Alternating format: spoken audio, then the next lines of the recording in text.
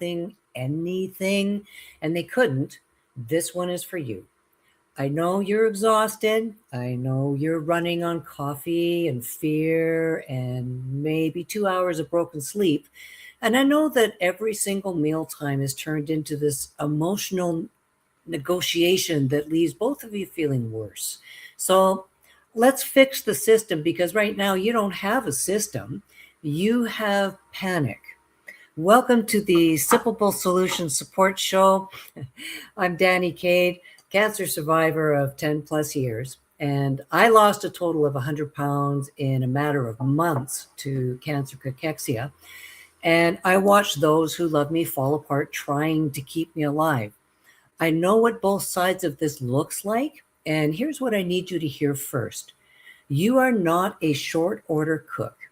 You're not a restaurant. You don't need to be standing in that kitchen all hours making 4 different things, hoping that one of them lands. That model is going to break you, and when you break, they have nobody. So we're building you a system instead. Okay, step 1, throw out the big cups. I'm serious. Like, go to your cupboard right now and take out every 12 ounce, 16 ounce, 20 ounce glass you own, tumbler, you name it. Put them somewhere where they can't see them. Go buy a sleeve of shot glasses, 2 ounce shot glass, or you can use those medicine cups or those little tiny paper bathroom cups. Why? Because when you hand a cancer patient who can barely tolerate the thought of food a massive tumbler full of liquid, their brain goes into immediate shutdown. It's visually overwhelming. It triggers anticipatory nausea before they even bring it to their lips. Whereas, 2 ounces, well, that looks like nothing. Nothing is manageable. Nothing doesn't trigger the panic response. Okay. Step 2, 3 temperatures, always ready.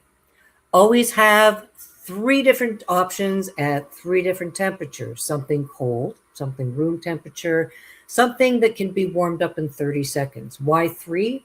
Because their tolerance changes hour to hour. What they can handle at 10 a.m. might make them gag at 2 p.m. You're not asking them to choose a meal. You're offering a tiny sip of whatever their body will accept right now. Okay, step 3, set a timer. You've got one on your phone.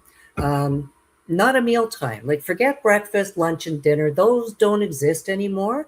What exists is every 30 minutes you bring 2 ounces. That's it. You don't ask, are you hungry? You don't say, you need to eat. You just quietly set it down beside them. If they sip it, great. If they don't, you take it away without a word and come back in 30 minutes with something different. No negotiation, no guilt, no pressure.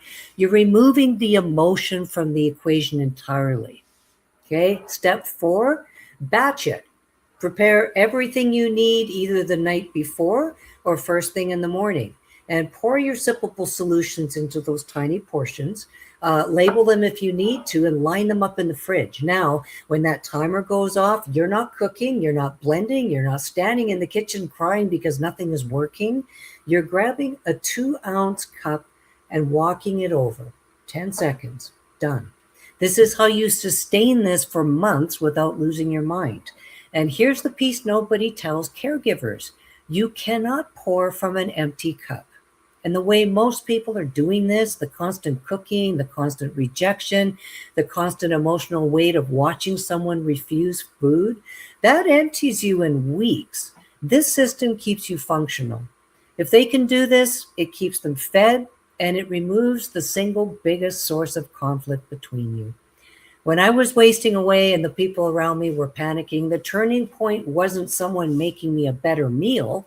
It was someone figuring out that tiny, consistent, pressure-free sips were the only thing my body would accept. That's what saved me. If you're the caregiver carrying this weight right now, drop the word fuel in the comments and I'll send you my free guide with the exact protocol and the full system that I used so that you can stop guessing and start keeping them alive without destroying yourself in the process. Make sure you hit like, subscribe, and follow so that I can see you, and watch for my reply, please. You don't have to figure this out alone. See you next time. Thanks, everyone. Bye for now.